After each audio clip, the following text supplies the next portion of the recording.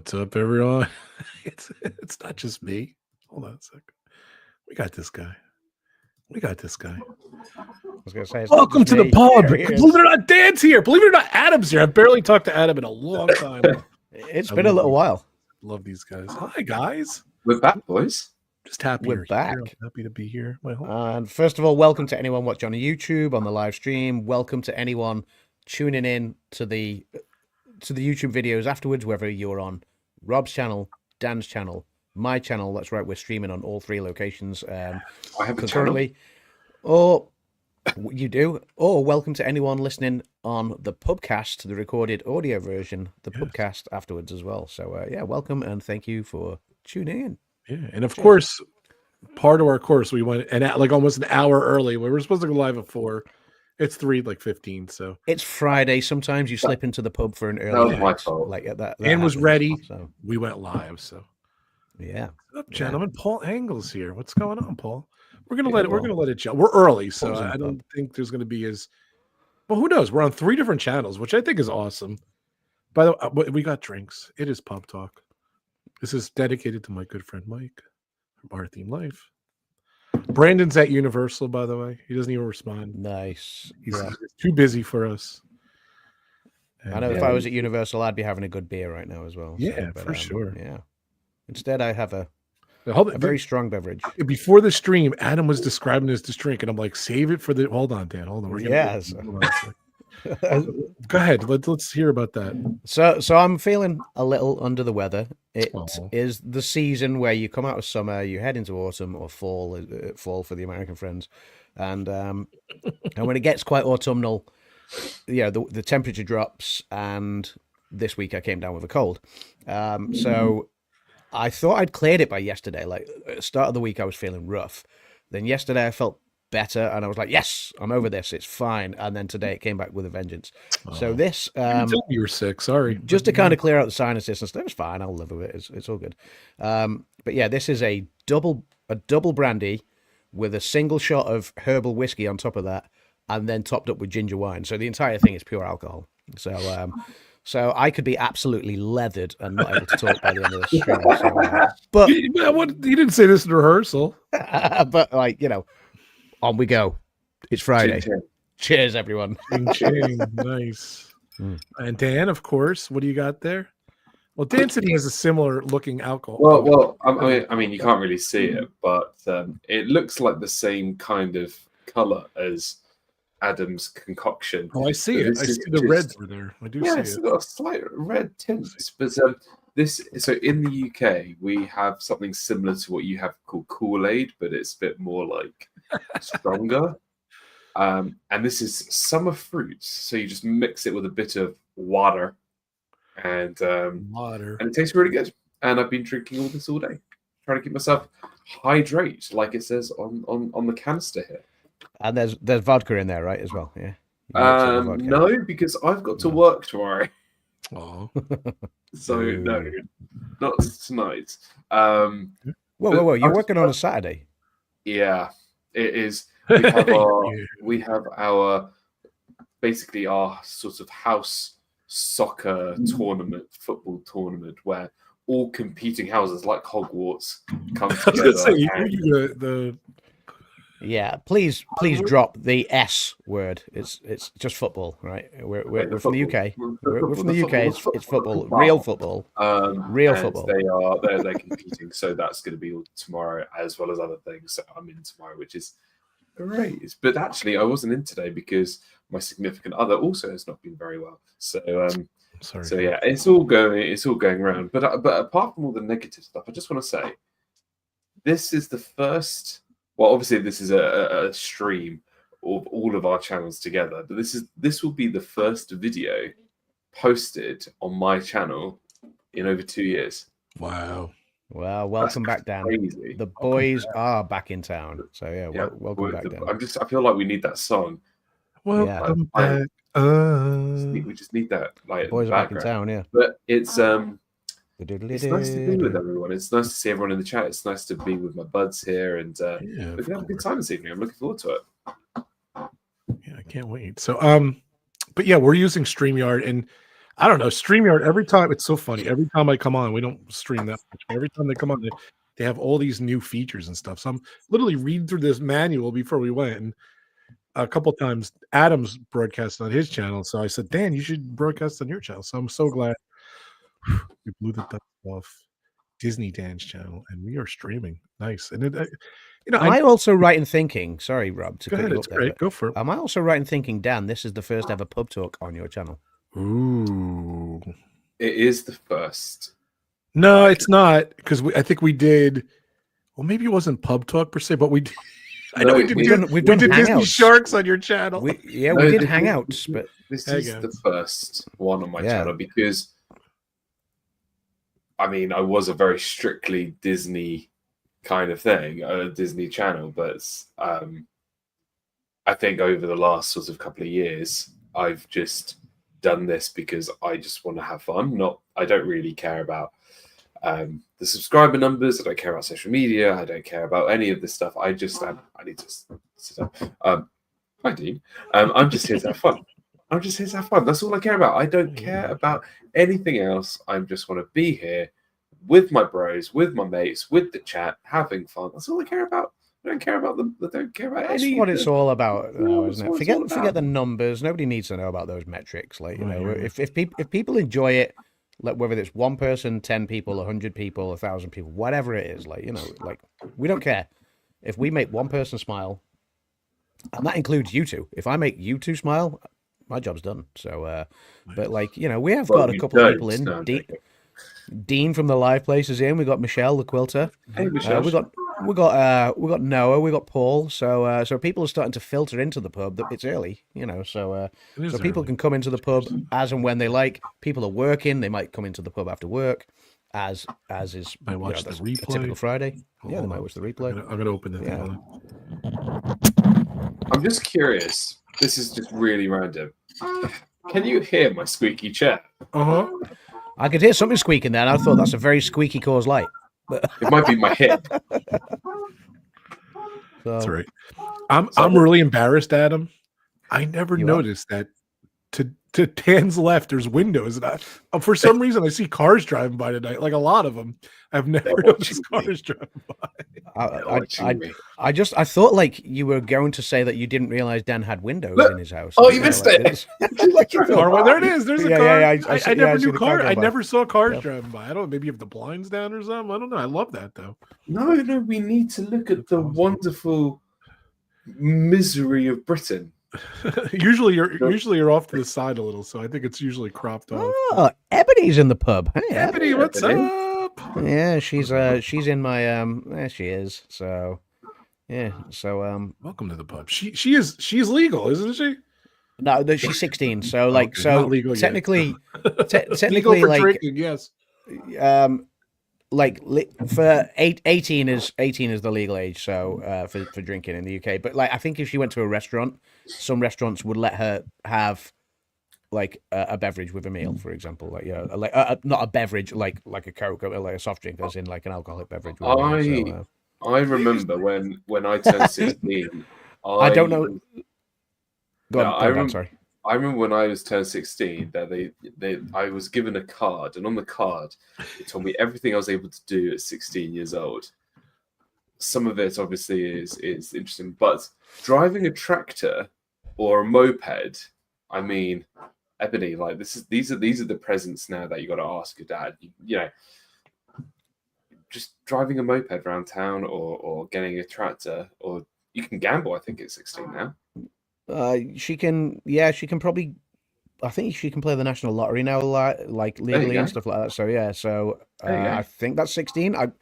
That may have changed to 18. You could play the lottery. Gambling is in give you the money if you win. Gambling is in going into a bookmaker's to place a bet on the horses. No, yeah, that's 18.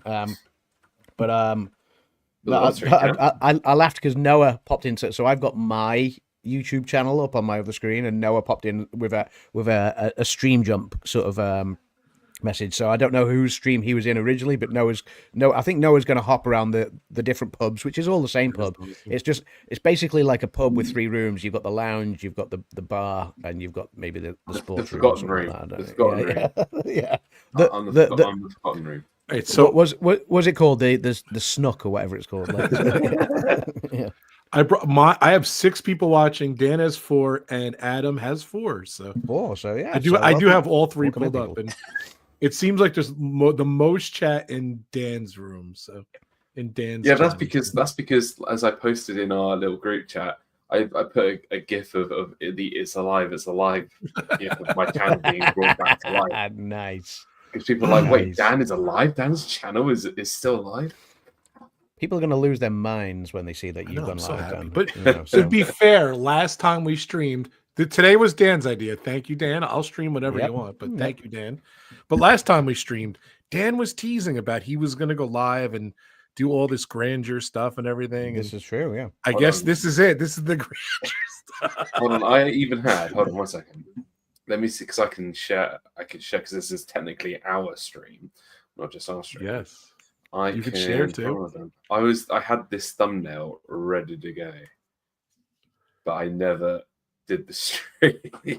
Hold on, let me see if I can share it. You might have to present. I might have to add you in, but I don't know if my thumbnail's a temporary AI one until after the stream, and then you have the worst thumbnail ever.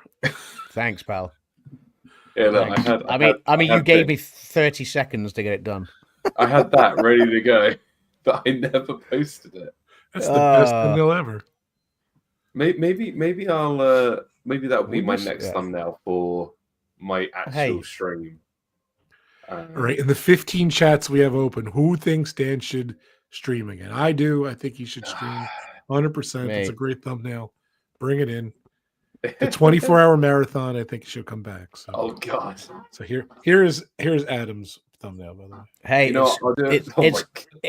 it's not aesthetically pleasing, but it's direct and straight to the point. It was created by AI, like literally, like 12 seconds before we went live. I literally sent him the thumbnail. You could have just used that. Sorry, I'll put it up afterwards.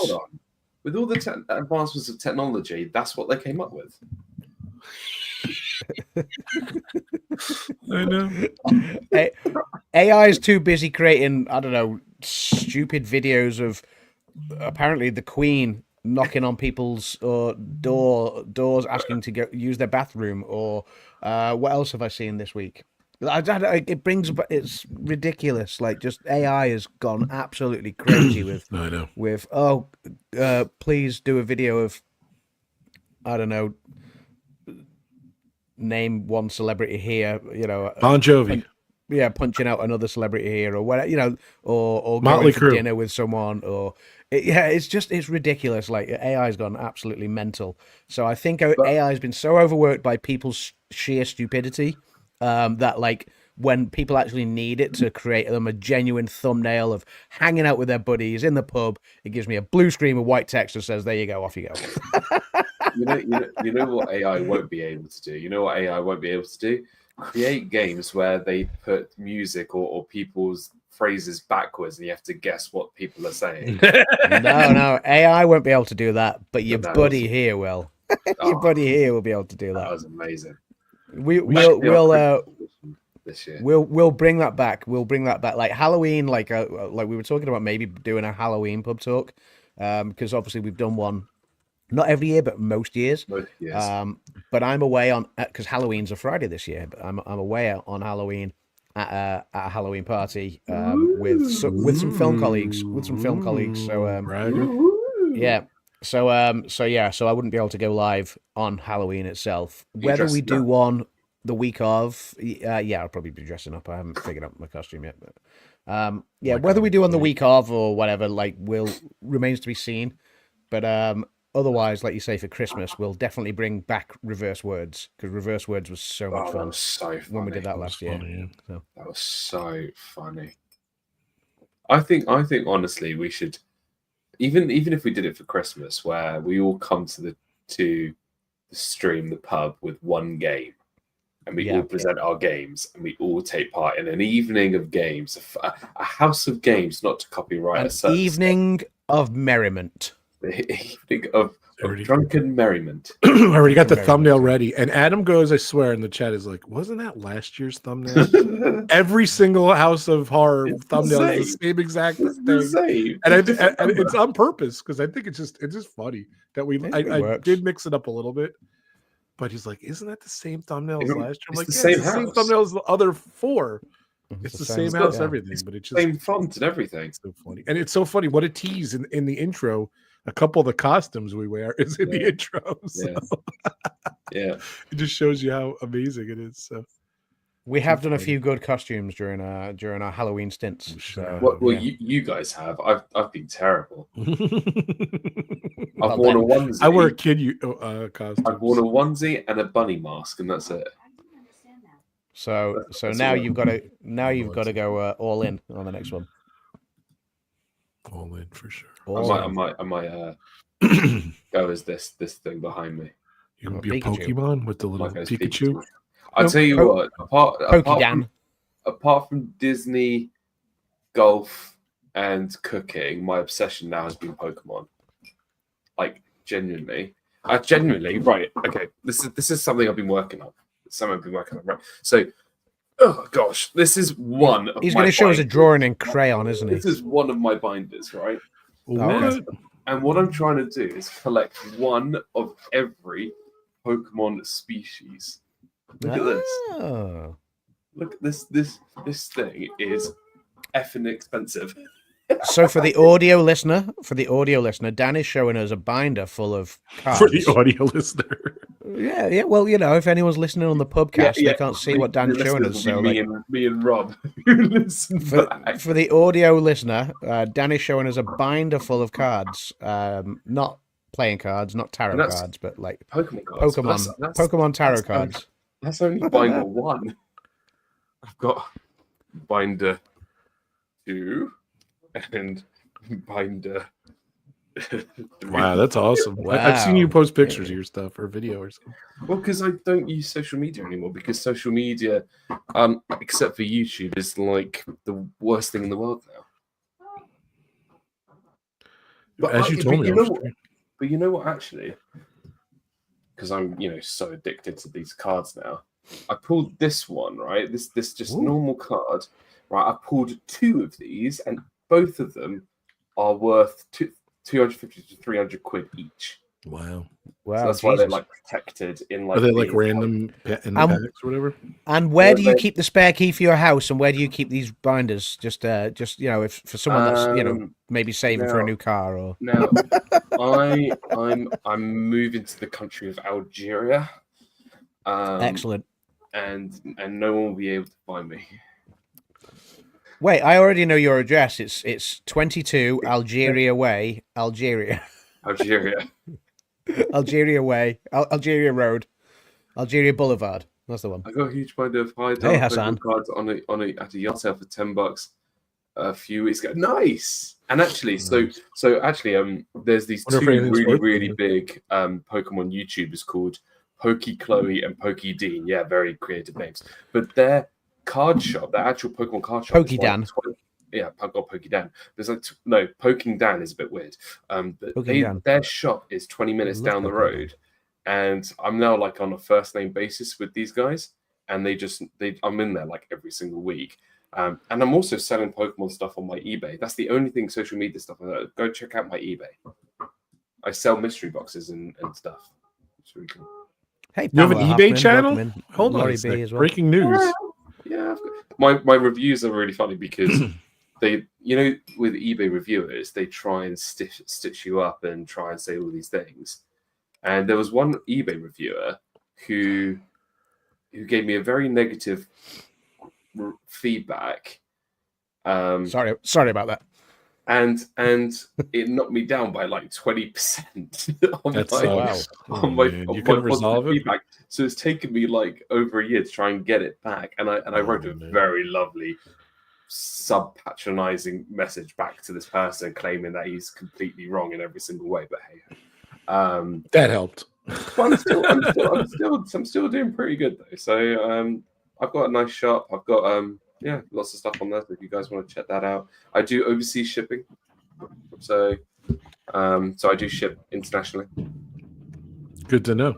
If you want to put your link in there, or we can I'm not gonna probably get it much. Do you want to put your link in there? We'll put it in the description, or you don't want to? I could try it, but I don't know why anyone would buy from me when you could buy it cheaper like anywhere else. You never know. but we can put it in the description too. So after Yeah, watching the okay, stream on I'll- YouTube I'll- or whatever. All right, I'm going to start it off, guys. Something's flicking here. I don't know what's going on. I feel like It's being Halloween. that light's going. Woo, Ooh. spooky. Hold on. Sorry. That light bulb is loose, I think, because I kind of took it out. Yeah, I like the spooky, Yeah. the house of horror. So I'm going to start it off. I don't know if you guys saw this, and little disturbing. I saw it on TMZ. I don't know if you guys know TMZ in the States here. I know. Yeah, we know TMZ. Yeah. But they had additional footage. They had footage of this. That, you know, the breaking news was someone died in the Haunted Mansion at Disneyland. I don't know if you guys saw that. But they did it so, like, someone has footage of the cat, the what's it called? The medics came through with the stretcher, like 5 or 6 people. They weren't even really running. They were like going fast and everything. But the most disturbing part is the footage. They show the person coming out of the Haunted Mansion. They don't cover this lady. Nothing. I'm pretty sure it was a lady. And they literally show the lady coming out. I feel bad for the woman and everything. But, you know, I was thinking about it. Like, if you're going to go, like, and if you're a Disney fan, you die in the Haunted Man. Like, that's not, you know, a lot of, you got to see the comments, of course. The 99 goes, she was the one more or whatever. But wow, she is the one more. How bizarre is that? That a lady I saw someone comment. I saw someone comment on the Facebook feed. They were like, "Did the medics not realize that the person who died was an animatronic?" Oh God, That's crazy. God. I'm just like, That's how terrible. far can you go? The comments were off the wall. And this is the It's thing. The crazy. internet is, you're always going to get people with just really distasteful comments, and people jump on that so quickly. And yeah, I mean, it's horrible because obviously it's meant to be the happiest place on earth. It's crazy how that this is the second person who's passed on in a a theme park ride this year. Yeah, on a ride. Yeah, because on Starship Races. On the Haunted Mansion, but it's really quite weird because you never hear anything like that. The last thing that was really bad that I've seen on a roller coaster was what happened in Alton Towers, maybe 10 years ago? The Smiler. Yeah. When two cars came together and lots of that's because they'd sent a test one out. Which got stuck partway around, and they hadn't realized that it was stuck, and they sent a live one out with that's crazy with people on it. But that was human error. This was one of my friends from work, one of my colleagues from work was actually in the line to ride that, and he was at the front. He should have been on the one that went that crashed into the back of the other one. But he waited for 45 minutes and he went, do you know what? This isn't going anytime soon. And he left the line. Yeah. And then it went maybe 10, 15, 20 minutes later. And glad he's all right. That's mad. But like, that was purely human error. Whereas, what negligence what happened in Orlando, like, this is purely like just quite weird and freaky. It's weird because the guy was like a paraplegic, and apparently he rode it a few times, and then that's the last time. That's when he passed. So, like he something happened. Is that Epic? He hit his head or something. Yeah, that's what. Well, is it? That's Epic, not Haunted. Epic Universe. Yeah. I didn't realize he'd ridden it a few times. I assumed it was a cardiac arrest, but I'm just not. Know. Yeah. I mean, that's the thing. It's all, it's all assumption, isn't it? Because unless you're close to the scene and and things, then you don't really know. Yeah, and the internet reports that come out get wildly speculative all the time. So yeah. This has taken a dark turn, hasn't it? No, it's all right. It's life. Welcome to the happy pub. But no, it is life, and it is life, and it's. Hassan was asking, "Is a prank?" No, it was real. That someone did. I think they truly did pass. It was very hard to see if the person was alive or not on the gurney, but.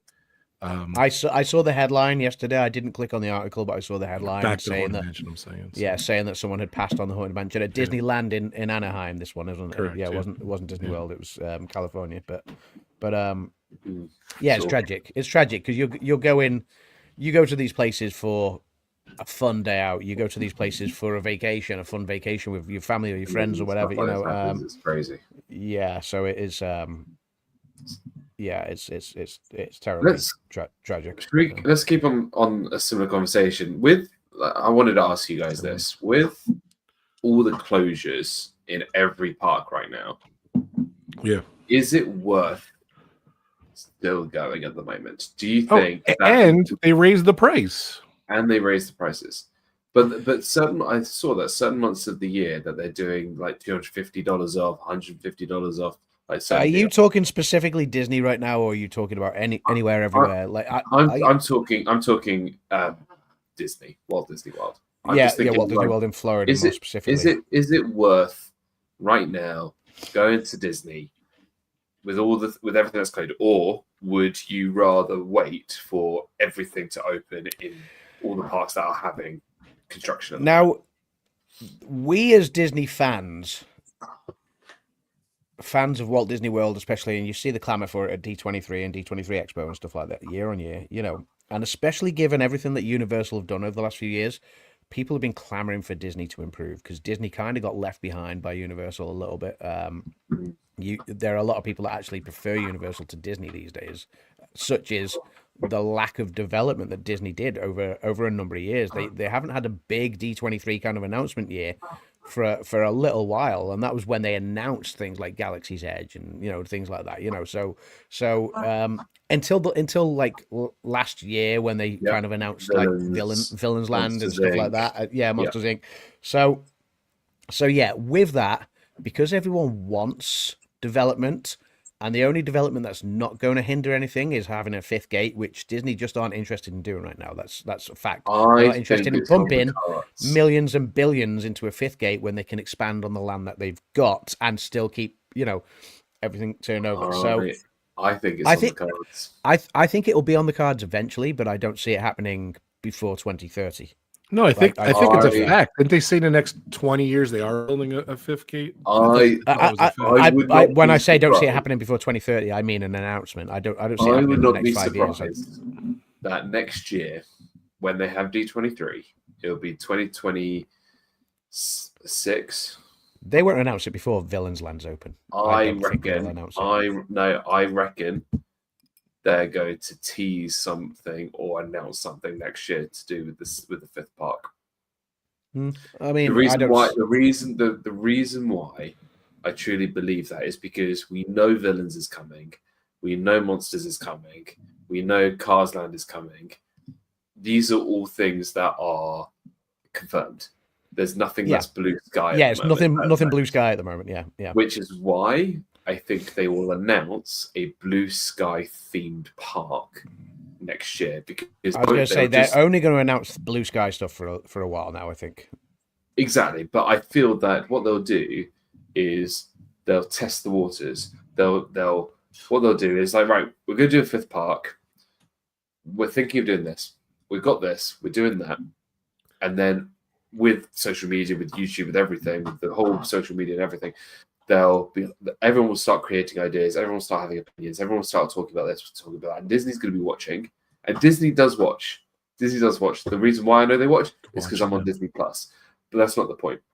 The point is that they'll see what everyone is thinking, and then they'll piece together what the park will look like, or get an idea of what the park is themed by, and then they'll announce the actual thing. But I think that's too risky to let. I think that's too risky to let internet opinion govern what your park's going to be. No, I don't. Bearing in mind Disney is a massive conglomerate business, and they're in the business of making money. And all their decisions have been since the pandemic has been to rinse the customer of more cash with a lot of ludicrous decisions, like you just said. They are. They're rinsing us of more cash. Like you say, they've just put the prices up, even though a lot of things are closed. You know, they haven't. The one thing that they used to offer that was different to everyone else was free, you know, fast passes. And now it's like, you know, you've got to. It's bad enough that you've got to pay hundreds and hundreds of dollars for your ticket, but then all of a sudden, you know, if you're a family of 4 and you want to do like Genie Plus or whatever the hell it's called these days, the next incarnation of that, the Fast Pass Plus or whatever it is, you've suddenly got to add an extra $100 on top because it's $25 a head or whatever, per day, which if you're out there for 2 weeks is disgusting, because that's another $1,400 if you're doing a pure Disney holiday. It's like all they're doing is rinsing people of more money, and I don't think they're going to let internet opinion govern where that money is spent. They will form a plan before they announce a fifth gate. They will absolutely draw up plans of how they can rinse customers of more money. I think they've been doing that for years. I think they've already been thinking of what park to create for years. I mean, look, I have no idea what that park will be, and I'll be curious to know if anyone has any ideas. But Disney Retroland, bring back all the rides that they took away from us that we loved. Great movie ride. Rob will be there. Great movie ride. Half of Epcot Center. Mr. Toad. So that's what it should be. I would love great big ass movie ride. The great movie ride. Epcot Center. Yeah. Even I don't stuff know. That people don't want. Just or like Maelstrom. Yeah, Maelstrom. Yeah. To go back to your question of if it's worth going, if you hadn't guessed by the tone of my voice, a lot of the decisions Disney have made over the last couple of years, and before we went live today and we were talking about going live, and I said, general catch up, and Rob had said, no, maybe like some general Disney talk. And I'll be honest, I'm kind of over Disney at the minute because of a lot of the decisions they've made. That being said, I will caveat that with it's still my most favorite place on earth. So I will say that, but is it worth going? For me, yes, but that's because I don't just purely do Disney. If I'm going to Florida, I'm going for a minimum of 2 weeks, ideally 3 weeks, and I'm going to do all the other stuff in between. So I'm going to do the SeaWorlds and the Busch Gardens and the Kennedy Space Centers and the Universals, and I'm going to do the water parks that no one in America seems to like doing, so Volcano Bay and Typhoon Lagoon or whatever, maybe have a beach day, maybe have a rest day. Obviously a lot of Disney and stuff as well. But so is it worth going? Yes, because there's still so much to do, including a new theme park that I've not yet had a chance to explore. Absolutely, it's worth doing. However, is it as tempting and easy to do now in the current climate than it was 2 years ago, 5 years ago, 10 years ago? Not a chance, because, and that's even without the closures, but just because Disney have made it such a harder achievement to reach that holiday, that holiday that you want to spend with your family, and you want to take all your spending money and you want to get all your theme park tickets and this, that, and the other, and have all those great days, making those memories. It's just so difficult right now because Disney are just pricing people out, unfortunately. But that being said, would it stop me going? No, of course it wouldn't, because I love it, and that's the problem, because the fans don't vote with their feet and boycott. Like, people will always go to Disney because for some people it's a once in a lifetime thing. Then Disney will get away with charging people through the nose and whatever. And yes, it will always be worth going because there's always plenty enough open still, despite the closures. Yeah, that's my rant about it. There's just so many cool new things I want to see. I think I would want to hold off a little bit, maybe 2-3 years, and see what the deal is. But I don't know. Well, new Epcot, new test tracks, is that open now, or is it open? Yeah, that's open. Yeah, so that's open now. So Kim's never ridden test track yet. Yeah, Kim's been twice and she's not ridden test track yet. Yeah. So the ride, it looks so much more refreshing than the previous one, and it looks. The previous one was terrible compared to the first one. The only thing I liked about the old one was that you were able to design the car, but then now I can see it's very old tech, whereas now paying homage to the World of Motion. And you see loads of sort of throwbacks to the World of Motion. Thanks to Rob's video, check them out. It's really cool to see that sort of hybrid of Test Track and World of Motion together, which made things really great. I think there's a bit of soundtrack in it. I loved old Epcot, so to see that is great. Yeah. I think there's so much more that they can do, but that park is slowly becoming just almost like the perfect park. It's got the thrill rides, it's got the relaxed rides, it's got the World Showcase. It just needs bring back Illuminations, and that part will be perfect. Illuminations or Harmonious, yep. Either of those two. And Harmonious can go do one because I hated it. Oh, did you? You hated Harmonious? See, I I preferred Harmonious to Epcot Forever, and I preferred Harmonious to the current thing that they've got going on now. Luminous. Illuminations will always be my for me. The Illuminations that ran for 20 years. There was an Illuminations before that. That was it wasn't Illuminations Reflections of Earth. It was Illuminations something else. I can't remember what it was called, but but the Illuminations that ran for 20 years was like the quintessential soundtrack. Like I loved it. Of Epcot. I remember. We flew into. We Go On. We flew into MCO, and even in the they played it. Yeah, they play that as you arrive. Yeah, they played Illuminations. They play Illuminations. In Passport Control. Yeah, I spotted that in 2017 when I went. I walked in and I was like, "Oh my god, it's Illuminations!" And it was. I'm just like, that is the best advertising Disney has ever done. It's just like, I know you've come to Orlando, but come to Epcot. We got this amazing firework display. Me and Kim have said, like, obviously we talk about like the Friday pub, finish work, go to the pub. If you were fortunate enough to live in Orlando, and a lot of our friends are, you got a lot of Disney YouTubers, streamers, people like Walt and Melissa, people like Pam, and a lot of other friends as well, Steve from Steve's World and others that live in the area. I just fancy like finishing your day at work and being like, it's Friday night. You know what I'm going to do? I'm just going to go and take a stroll around World Showcase. And while I'm there, I'm going to watch the fireworks. I'm going to grab a drink or two. Drink around the world.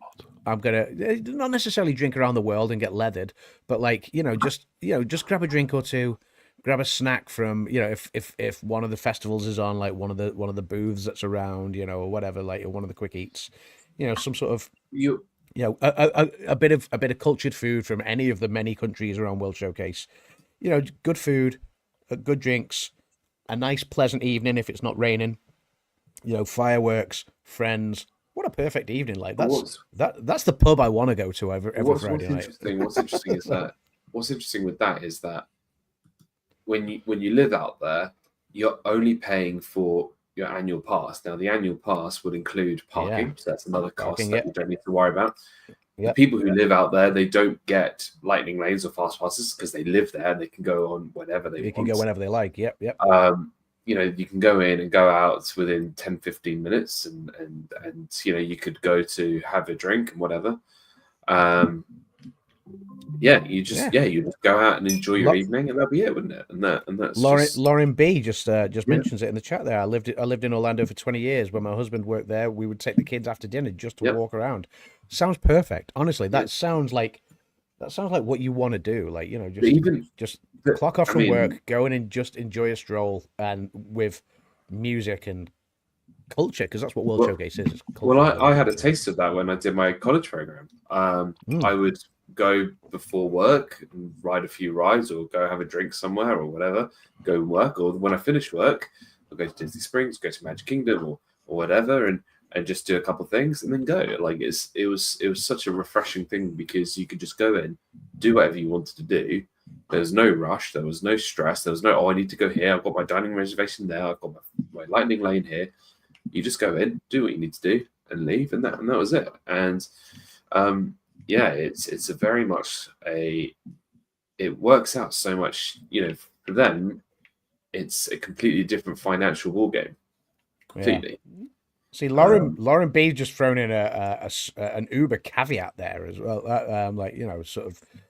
So she said how nice it was to go and walk around, but she said living in Orlando sucks. I've not had the pleasure of living in Orlando. Traffic, or is that because of the weather? Like, Orlando's not Orlando, like, all right, Interstate 4 can get a bit clogged, but Orlando isn't known for horrendous traffic. Not like LA or anything like the that. UK. Yeah. So it is crazy. Get traffic. Yeah, the M6 in the UK. M6, New York's the worst. M25. The Yeah, M25. The M25 is the biggest car park in Europe. So, did you hear Kimmy then say the M25? Yeah, so, yeah. And I live 20 minutes from the M25. And it's awful. Yeah, the M25 is the biggest car park in Europe, right? So, but then LA, you can get stuck in a traffic jam at 3 a.m. Like, you know, so it's like, you know. I wanted to ask Lauren. Her husband actually worked in the animation building at MGM Studios. That's cool. Oh, nice. Lauren, I was curious to see what your thoughts are on that. They're actually bringing back the animation courtyard. So I wanted to see what you thought about that. That's cool. Yeah. That's one. I believe he worked on Aladdin, I think, which is awesome. He's an animator. So, or he was what was Pamela's question there? Pamela Hoffman. Is there a new land or ride that will be opening with the new upgrades that any of you most happy to see open up in Disney World? I guess for me, by coincidence, I just brought one up. So I guess for me, Villains Land, just because it's so different. And I think Epic Universe at Universal opening with the Dark Universe thing gave Disney the confidence that that's what fans wanted. I think they'd thought about it for a long time, but Disney being such a family-friendly, happiest place on earth thing, I think they were reluctant because they weren't sure how, you know, like everyone always roots for the good guy. So like they weren't sure how a villain's land, you know, a land dedicated just to the villains would go. I think the idea of Monsters Inc. was kind of fun, but like I was sad to see Muppets, Rock and Roller Coaster go, and also Muppets, like, you know, so Muppets obviously making way for Monsters Inc. and then Muppets going over to Rock and Roller Coaster. So there were two changes that I was sad to see go. I loved Muppets 4D. I loved Rock and Roller Coaster with Aerosmith. I knew the contracts were expiring with Aerosmith, so I knew that they were on the cards, but still sad to see them happen. Cars Land, again, like, you know, I'm interested to see how that's going to turn out, but it's sad to see the island go and everything. But Villains Land, I think, is the one that I'm most interested in because I just want to see that difference that Disney have shown now what they can do. That is amazing. That transports you away from Disney, if that makes sense, and that's with Star Wars Galaxy's Edge and things like that, or even to a degree with Toy Story Land. You know, where you become a toy, like, you know, and things like that. I think they're great. So I'm so intrigued to see what they do with Villains Land. I think to make that a little bit different. I think for me, to answer the question, firstly, you got to also think of Pandora as well, the world of Avatar. That was the first big land of Disney World that was fully immersive. But I haven't really don't get me wrong, I am looking forward to Villains Land. But for me, the two that I'm really looking forward to, number one, I don't know how many people and how many times that we've even mentioned on my channel, on PubTalk, whatever, about having the Doors roller coaster from Monsters Inc. Everyone has been craving that ride. People have been talking about that for 10 years. Yeah. 10 years. And I mean, who wouldn't have wanted, like, when you watch that movie, it's one of the most iconic scenes in Pixar history, and people have been clamoring for over a decade. And I'm so glad that we're not only getting the roller coaster, but the design of we are being lifted, you know, with the door up onto that big sort of conveyor belt, and then taken through that door and immersed into this world of doors all over that go to all different parts of the world. I mean, it's going to be amazing. It is very cool. Yeah. I'm really looking for, and if they do anything similar to that, to what they've done over with Guardians of the Galaxy, I mean, that ride is going to be immense. It's going to be incredible. And then what's going in the Muppet Theater? Did they talk about that yet? I don't know what's going in there. Are they going to move the Monsters Inc. show from? It would make sense to move the show. I've never heard anything. From Magic Kingdom. Well, I would like to see the Monsters Inc. laugh floor. Monsters Inc. To answer Lauren. Sorry, Lauren asked what movie this is. Yeah, Monsters Inc. I'd like to see the laugh floor close at Magic Kingdom and be moved over to where Muppet Vision 3D was. That would make sense, and then do something else in Tomorrowland. You can do so much more with Tomorrowland. I would open like a Tron themed. They already have an empty spot there, though. They have an empty spot, but the empty spot is not huge. Like it's like where you used to have Alien Encounter and then Stitch. Like it's not huge. However, they do need to do something with that. And what I would love if they can figure it out is to somehow join something there. Like I was just going to say that. How about this? Now you couldn't do it overground because then you'd shut off the biggest walkway into Tomorrowland. You probably couldn't do it underground because you'd come into contact with the utilidors. So I don't know what they could do, but like I think one of them should be this: get Tron, the end of line bar, all neon lights, right? Nice. Like you see in Tron Legacy, all these like tiny little, almost test tubes of drink, and Daft Punk just playing in the background. Awesome. What about the arcade? Flint's arcade. They did something like that. They did something with Flint's arcade. And then you play. Speaking of bar, sorry, Kim is working and she demanded that I make her a tasty beverage, which I did. I made myself a tasty beverage. I need to go and top up, so I'm going to the bar. I will be back. Play Tron. That's what this is after all. Pub talk. Go get a drink, people. To open the bar door to go into the end of line bar, that would be unreal. But the other ride that I'm looking forward to, and this is going to maybe upset a few people, but I can't wait for this off-road cars attraction in Magic Kingdom. And, you know, I know people are upset with Tom Sawyer Island, but for me, like, how many people go into Disney World to go to Tom Sawyer Island? I've been there when I was a kid. That was it. Like, I'm sorry, like, I understand that, you know, it's part of Disney World's heritage, but Walt was always about moving forward and changing. It just set the stage, set the ambiance. I never went on the boat, never went to the island, never did anything. But for me, it didn't really fit anymore. It was something that was very 1970s, 1980s. Yeah, they slowly took out a lot of stuff. They took out the shooting gallery. They took out, you know. But if you're going to go into this sort of Pirates bar, if you're going to go into this sort of great, you know, Midwest frontier, I'm all for this cars attraction, because if it's anything like Radiator Springs Races in Disney's California Adventure, sign me up. Sign me up, because that ride looks amazing. And if it's anything like that's Test Track meets Cars. So.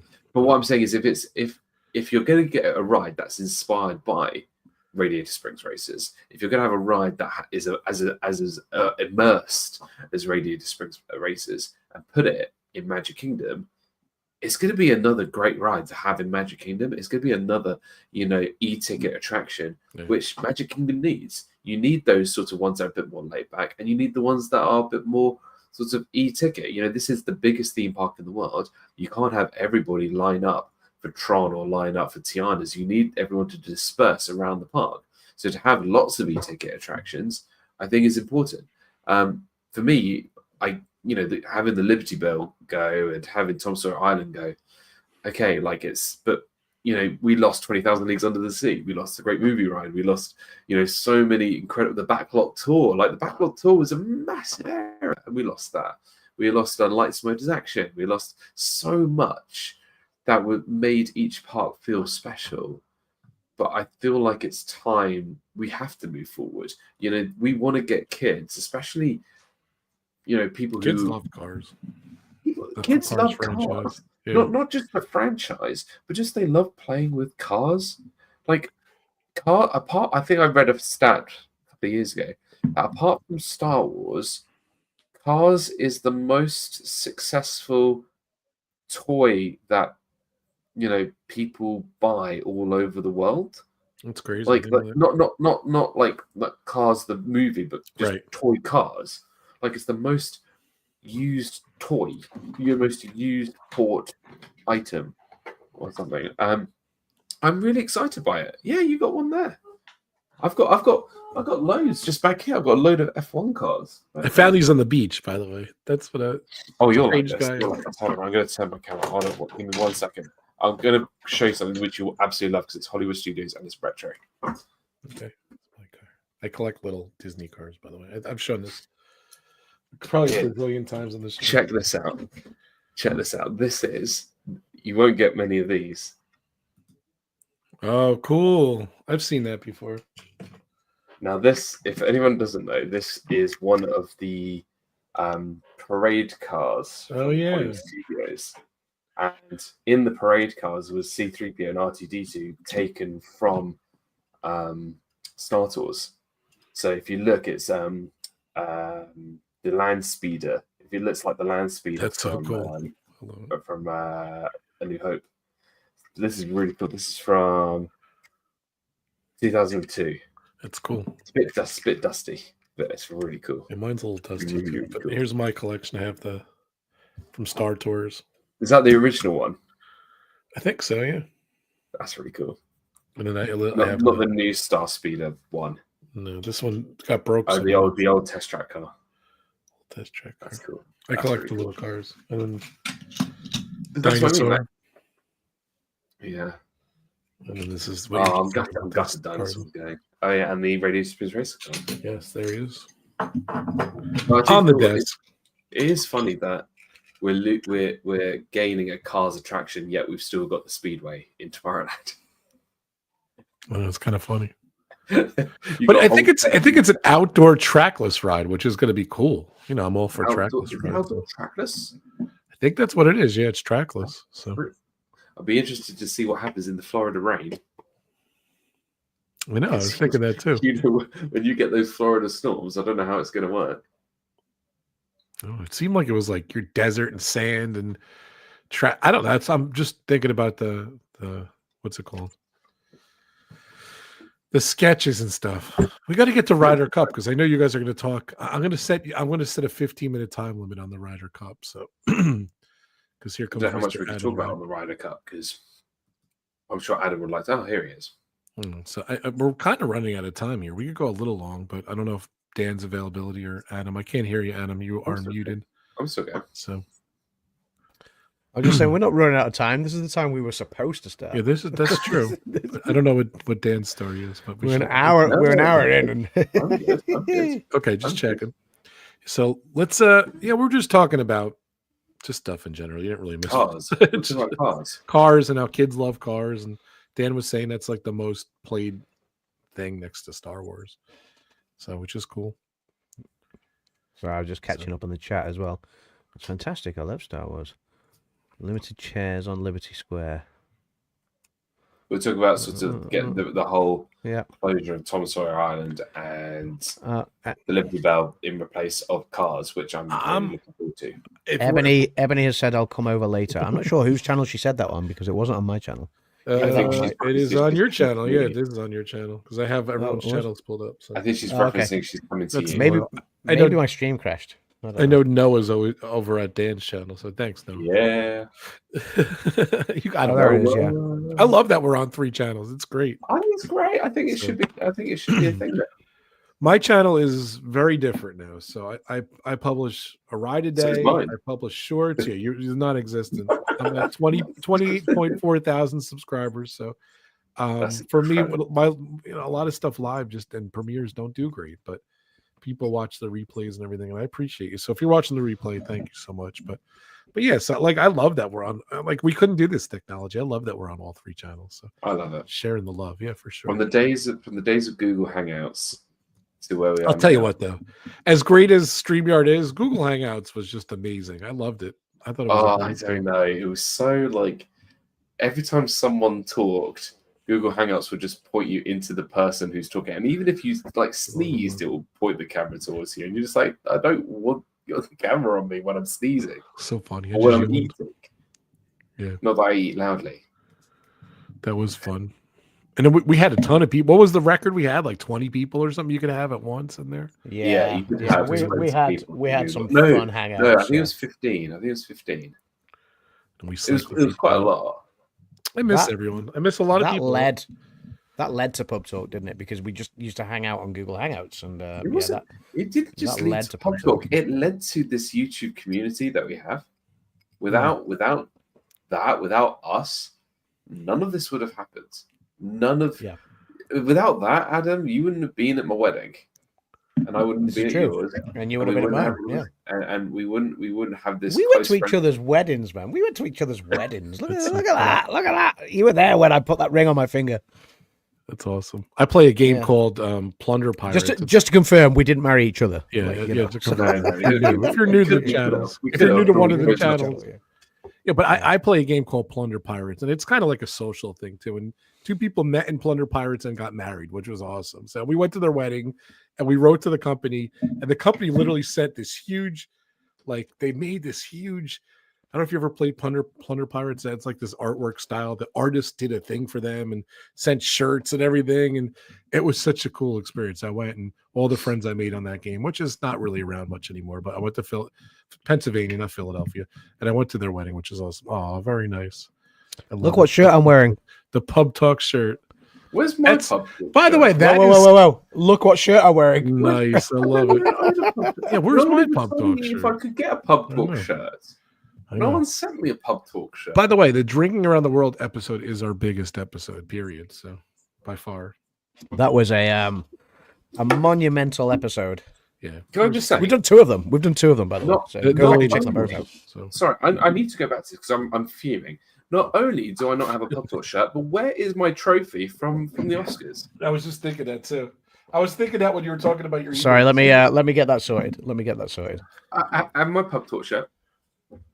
As one of the founders, I don't have a stock of them. Like I had to purchase doors them not open myself. today? Yeah. Like, you may not have stock, but I managed to get one of the. I got a few of these. Yeah. So where's the shirts? Did they just get lost in the mail? Yeah, something like that. Yeah. I'll keep you posted on the shirt. Yeah, just I feel like when it comes in the mail, I'll just see like a big spit mark all over it. I didn't have your size. What, gorilla size? Yeah, that's the one. Yeah, no, I didn't know what your sizing was, so I couldn't send you one. That's what it was. So yeah. I'm baby gorilla. Baby gorilla, cool. I'll see if we've got any in stock of baby gorilla. We do have to sort that out. So were you talking about the Ryder Cup when I got back? No, I said we got to start talking about it because we're literally at an hour yeah. now. So let's start talking Ryder Cup. Thank you. Can I have a raise of hands? Who watched all 3/4 days? Yes. I watched a little. I had you were boarding a flight though. You were boarding a flight. I was traveling, so I had to get ready. I was at my mother-in-law's birthday, and I had it on underneath the table. Wow, that's amazing. Up, buddy? Hey, Carlos, welcome in, buddy. Carlos, what's up, bro? Now, my question to Carlos, like if Carlos watched the Ryder Cup, I don't know whether Carlos is into the Ryder Cup because I know Carlos likes his sport. He's into the Premier League. He's a Liverpool fan. So, but when it comes to the Ryder Cup, because Carlos has got Portuguese heritage, however, he's lived. Correct me if I'm wrong, Carlos. You're Boston way or something, I believe. Yeah, but yeah. So all 3 days. So Carlos, who do you support in the Ryder Cup? Are you Team Europe or are you Team USA? So, he's definitely. I mean, because Carlos, to me, he's American Portuguese, so I'm going to guess he's Team USA. But Rob's born and raised in the US, so Italian. yeah. Rob's Italian. Possessi's pizza. Possessi's pizza. I'm not Italian, actually. I'm Hungarian and Dutch, but breaking news. Which is still European, so the last time I checked. But no, I know. Obviously, most of you guys in the States have obviously got European heritage and stuff. But if you're born and raised in the States, we get it. You're proud Americans. So I'll tell you what. I'll just cut to the chase. My buttocks were definitely clenched going into the last 2 hours. On that Sunday, oh my God, that was so obviously, right, let's just if you didn't watch the Ryder Cup, or if you don't know what the Ryder Cup is, so like the Ryder Cup, so obviously golf is full of individuals. Golf is an individual sporting tournament. You've had amazing golfers all down the years. Whether it's Tiger Woods or Nick Faldo or Davis Love Jr. Or whatever. So Davis Love the third or whatever. I don't know. There's Like Rory McIlroy, you know, everyone knows, like, you know, golf is just an individual tournament. Lots of Arnold competitions Palmer, over the Arnold Palmer, yeah, of course, yeah, over the PGA Tours over the years, yeah, Happy Tom Gilmore, Watson, whatever. So, Shooter McGavin, you know, people Shoot like that. McGavin. But like, but the Ryder Cup is the one time where golf becomes a team event. You know, it's well, it's not the one time, because you obviously have there's one where it's USA versus, is it?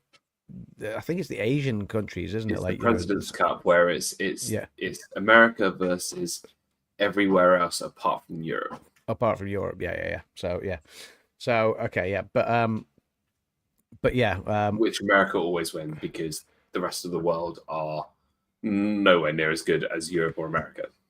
Yeah, but hey, the Ryder Cup is Team Europe versus Team USA.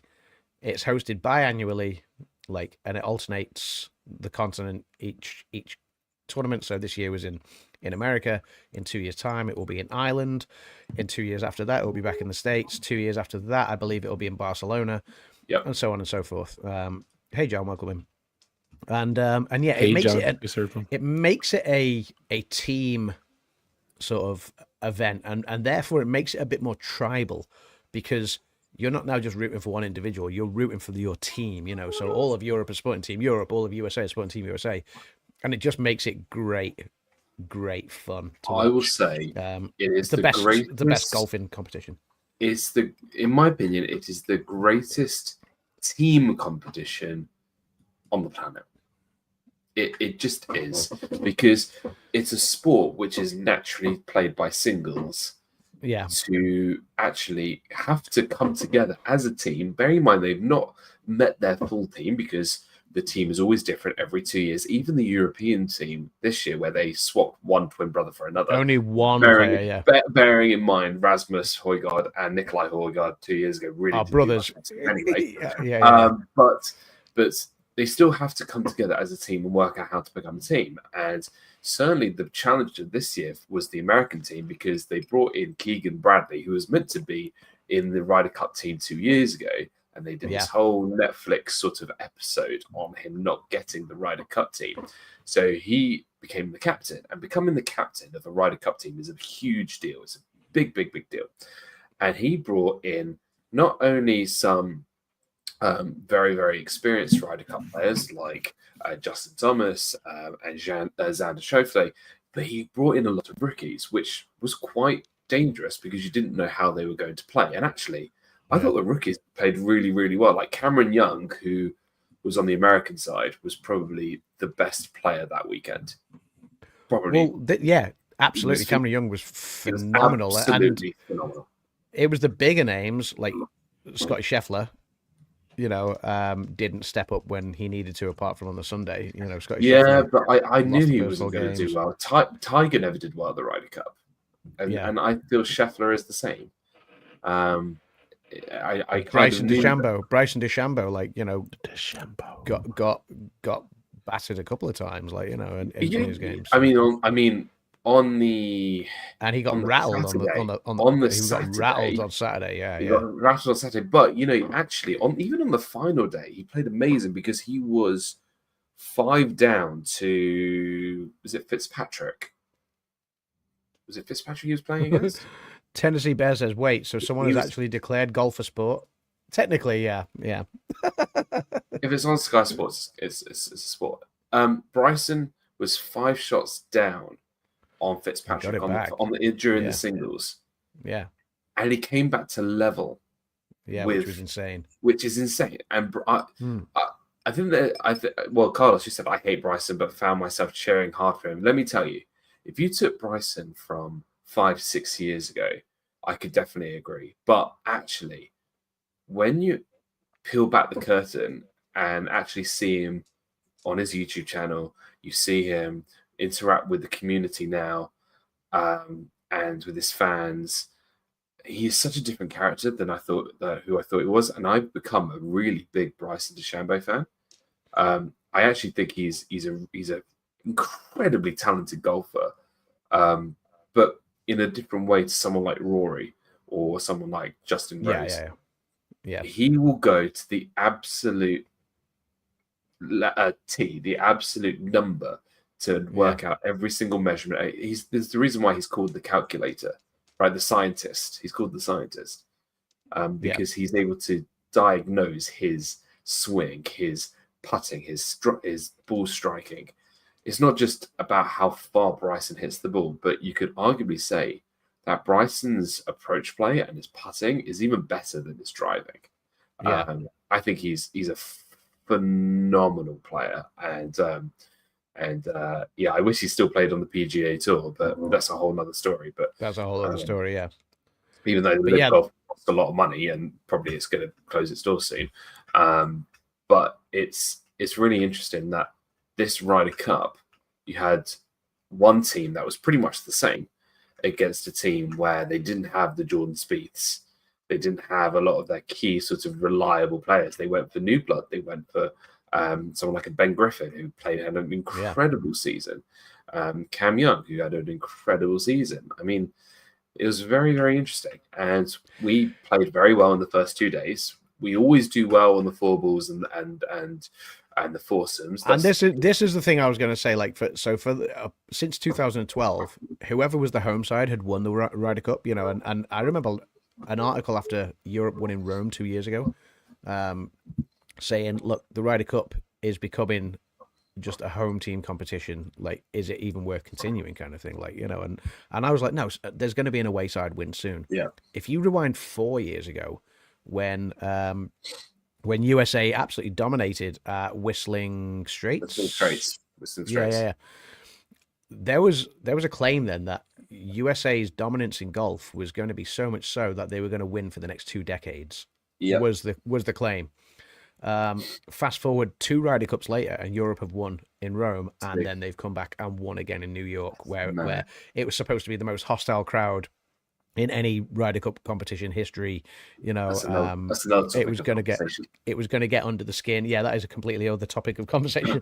But yeah, it was going to get under the skin of the Europeans, and they were going to wipe the floor with the Europeans, blow them away, whatever. Now, like you say, Europe absolutely dominated the first 2 days. Now, USA had the greatest comeback that never was, unfortunately, for them. I've got to say, on the last day, the only person who won on the European side on the final day was Ludwig Oberg, who hadn't had a great Ryder Cup anyway. He hadn't had a great campaign. We managed to tie a few matches, but USA just to get us over the line. But USA just did such an amazing job. They to come awoke, back. and there was at one point. There was one point where I genuinely felt that we'll come back to that, Carlos, in a minute. By the way, they could tie the Ryder Cup. Obviously, when Europe gets to 14, we retain the cup. That doesn't necessarily mean that we win it. It means we get to keep it. It doesn't mean we win. We get to keep it because if you tie or draw, you know, which I don't 14 which I don't really like. I feel like you should have, when it gets to 14 all, I feel like you should have like one playoff match, playoff hole or something. Select a goal for each. Do a hole. You put your two best, or whatever. You put your two best of the weekend. You put someone like a Cam Young versus a McIlroy. It would have been Tommy Fleetwood for Europe, surely, because Fleetwood, for sure. Or maybe best, Justin Rose, but they're probably Fleetwood. Play best of 3 holes and just decide it there. But I thought the comeback was very nervy for us Europeans, because we put in all the hard work. All we needed was 2.5 points, and it was very, very close. And I thought the American side did a brilliant Sunday. It was a completely different team. It was, it was a completely different team. And I think, a lot of people have said the difference really was that the Europeans play as a team, whereas the Americans are better as individuals. And that was basically, America's got the individuals, Europe got the team kind of spirit. I like this. I think, so if you don't know, on the last day, Victor Hovland was injured. Yeah. And I think that was really unfortunate. And I think Harris English deserved to play on that final day. Yeah, I feel there has to be a rule where I don't feel giving the other team a point for forfeiting is right, and I don't feel what they did, what the rule is of. Well, this is what Keegan Bradley wanted afterwards. Yeah, I don't think halving the points is fair either. I think that each team should have a reserved player that goes out with the team, and that if they need to step in, they only step in once they've had doctor's clearance. Not for any sort of strategical change, not for any sort of stingy, I agree, dodgy way. But if, for example, Hovland was not medically cleared, then you could have had Nikolai Højgaard come in, or you bring in someone like a Marco Peng or someone of that sort. I agree. Something like that would be good. Yeah, I think the US would have done the same if it was the other way around. If Harris English was injured, and Hovland could play, you could have brought in another sort of American player. You could have brought in Spieth or whoever it could have been. I think that's the way it should be. I don't know whether they would do it, but I mean, Carlos says half is not fair. It's a point. A forfeit is. Is it a forfeit if you physically can't play? Like, I don't know. I don't agree. It's a forfeit if there's an injury that if you look in most sports, playing, if it's medically you can't do it. Like, then if you look, like you say, a lot of sports. Sorry. Let me rephrase. Hold on. If you look at a single sport, like tennis, if you forfeit, then yes, the other person will go through to the next round. But most of the time in team sports, there is that substitute. There is, and this is a team competition. Yeah, and it's a team competition. It's individual rounds. I do feel that, and if they have to maybe put in some form of stipulation that if there is a change, let's say for example Nikolai Højgaard comes in for Victor Hovland, then maybe Harris English starts 2 up or starts 1 up on the first hole. I don't agree with that. I think you just got if you're swapping someone out, like because the American would have played the last 2 days and we've got a fresh player. I think there has to be some form of. But then the American knows the course better than the fresh player, and you could argue that. So that is a good argument. Yeah. I know Keegan Bradley kind of argued this at the press conference afterwards, and he said he felt it was unfair. But like Luke Donald then pointed out in his press conference, there has been cases where the US have had a player forfeit and had the half point in 91 and 1993 both times. Yeah. So so it's not a new rule. It's not something that was all of a sudden like this is a new thing to the Ryder Cup and it was unfair. There has been precedent for this since it became the format of USA versus Europe in 1979. This has happened twice before. As well, and USA benefited from that half point. In 1993, I believe it was. So it is what it is, and it's sad. And maybe, like you're right, maybe the answer to that is to have a substitute.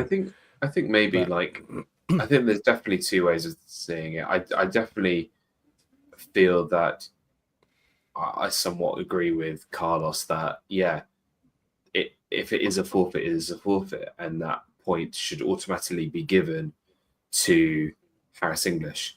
But then I also feel that every player wants to play in the Ryder Cup, and every player wants to have their singles match.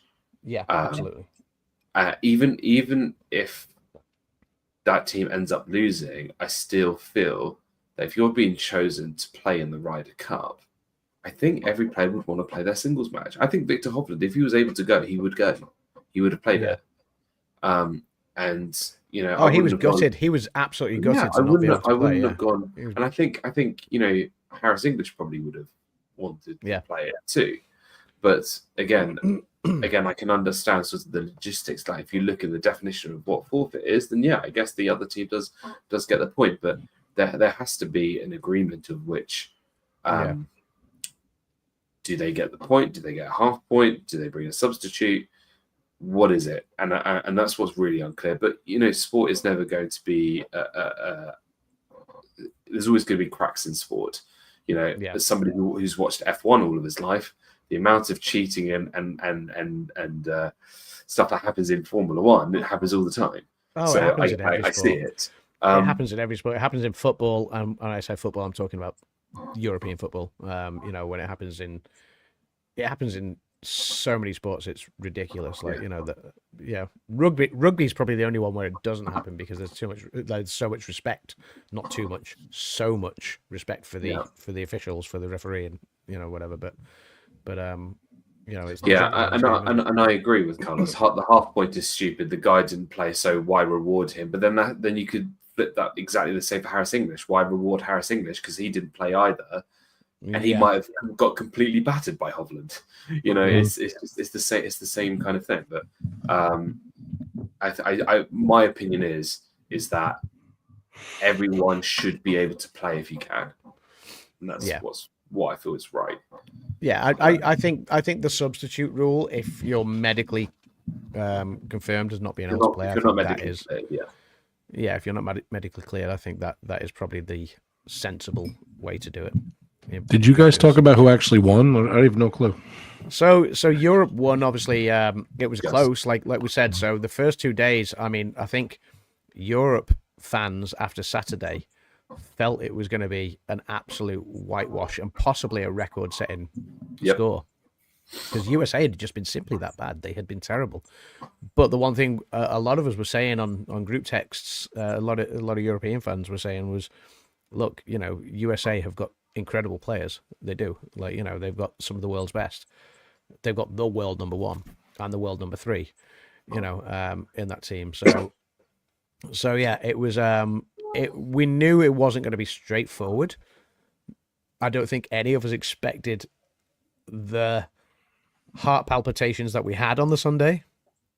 I felt Kim stopped watching. Kim was like loving the Ryder Cup, and she stopped watching and was like, I'm going to bed. I cannot watch any more of this, because she felt sick to the stomach at the fact that Europe looked like they were going to throw away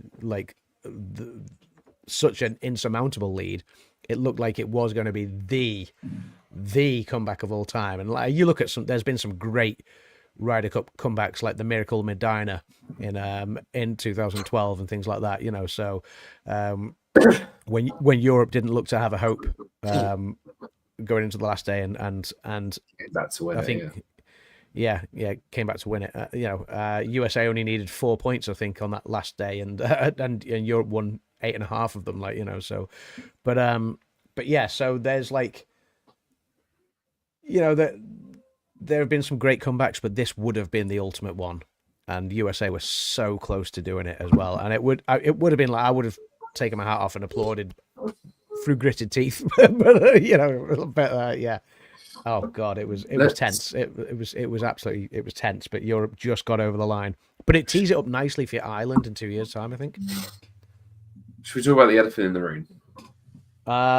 Carlos said, "Let's talk about the elephant in the room." Now, I love America. I love American food. I love American people. I love everything about America. Likewise, gonna say that off the bat. Love America. Love our American friends. I'm sorry, but if I watched the Ryder Cup as an American, I would not have wanted our country to be represented by these fans. The fans were an embarrassment. Yeah. Hey, I take umbrage on this. Adam, how far is the course from me? We looked on the map. It was about 15 miles, was it? Something like that. Wow, 15 miles. You're right around the corner. Yeah, basically, yeah. I was embarrassed too. Get in the hole! Everybody, people are idiots. It's not so much getting in the hole. It's more of why weren't. This is meant to be a time where. If there's one thing about America and American sports that I love, is how patriotic America is. You've got flags everywhere. You've got "Let's go USA, USA, USA." Let's go, whatever. Can I just say, Carlos makes a point. 30% of the fans, it wasn't all of them. Yes, and you're no, absolutely. I agree. You can't tell that. So yeah, but what it came up on screen. Hey, Connie. If it felt that but from a viewer. It didn't feel like 30%. because of what the media showed and what and the whole media story didn't was, show a lot of it. Yeah, there was a lot that wasn't shown by the media. It seemed a lot bigger of a. It was a much. It looked like a much bigger deal than actually probably what it was. But I was so surprised, and actually, I've got to say, the European side, especially Rory, because Rory had it the most. Rory had it the most, and he actually bit back, didn't he? Handled it as the best way he did. Yeah. There were times where he had to just stop, let it all calm down, let it all, because there was the only way for him to actually play golf. And he was very patient. There were times, obviously, where it did get to him, like it would if anybody is shouting in your face. And I think the Europeans kept their composure actually incredibly well. I just feel that I don't want golf, which is meant to be a decorum. It's meant to be a sport that's all about respect and rules and etiquette. I agree. To go down to hooliganism. I feel that, you know, when you go and play around a golf, you have that level of respect to the golf course, to the greenkeepers, to your opponents, to everybody. And this is not what represents golf, the game of golf. Yeah. Now, absolutely. Has things like Live Golf affected this? Has things like the Sawgrass waste management event that happens every year where they throw beer up in the air on the par 3, has that had an effect on this?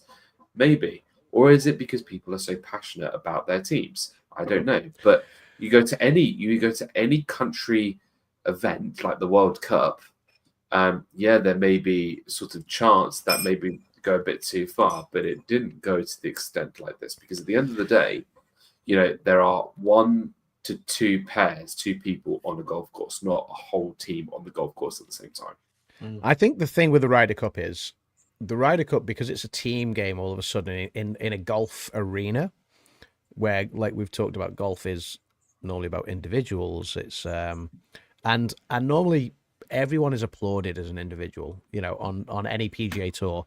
You may have the person that you're rooting for, your favorite, but everyone is applauded for their efforts, whereas this suddenly draws a divide. It draws a line, and it becomes tribalistic.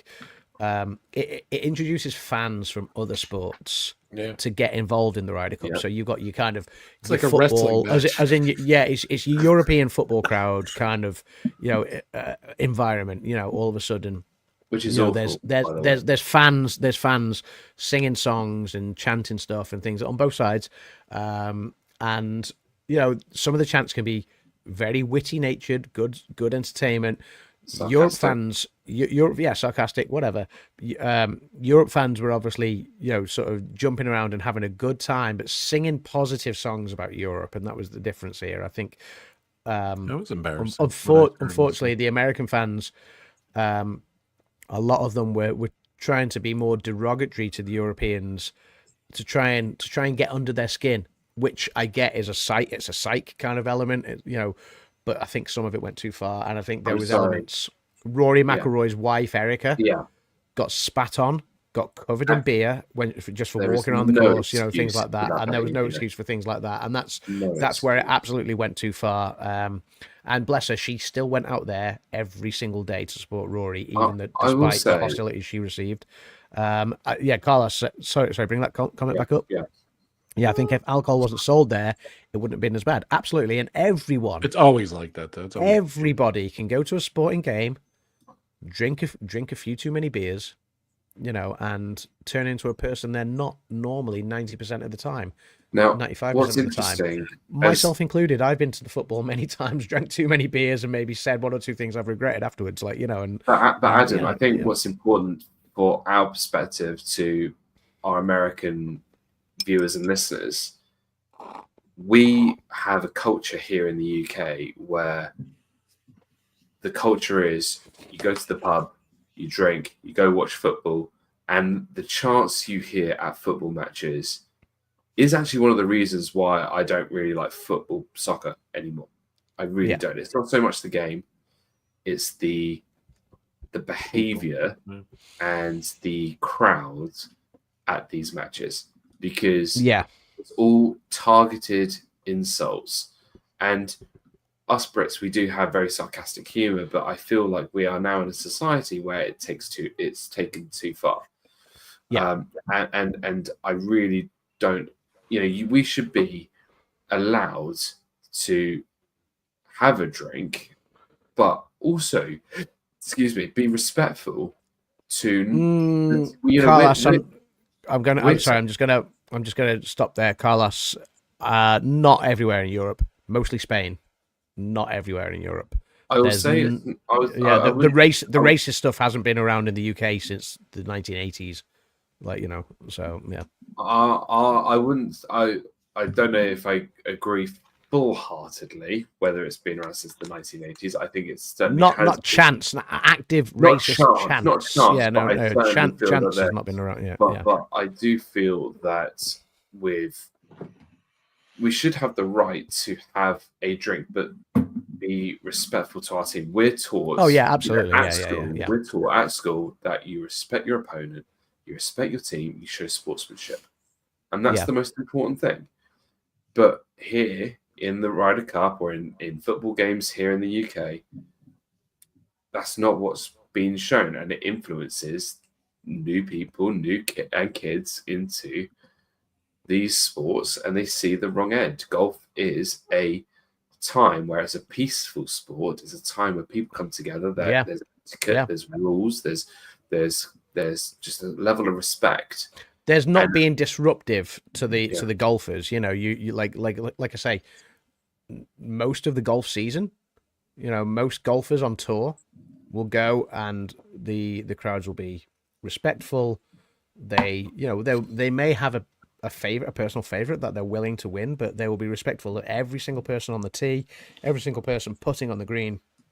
They'll applaud them. They'll not be disruptive. However, the Ryder Cup got very disruptive at times, didn't it? And I think that was part of, like you say, Carlos mentions the alcohol and Walt here, welcoming Walt, by the way. It's good to see you, buddy. Hey, Walt. Everywhere. Fans everywhere act badly. The part of that behavior is alcohol. Yeah, exactly. So Walt mentions it as well. Unfortunately, most football fans are terrible because they tailgate for 3. It is the culture. It's the same here.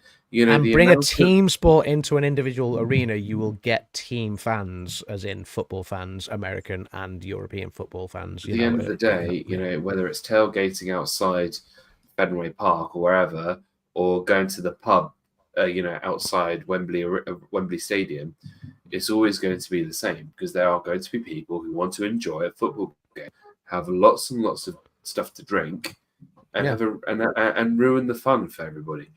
But it's just it's horrible that it's come to somewhere like golf, and golf was the sport. That was your point, Dan. Yeah, it's not acceptable in golf. You're right. Not acceptable in golf. It is not.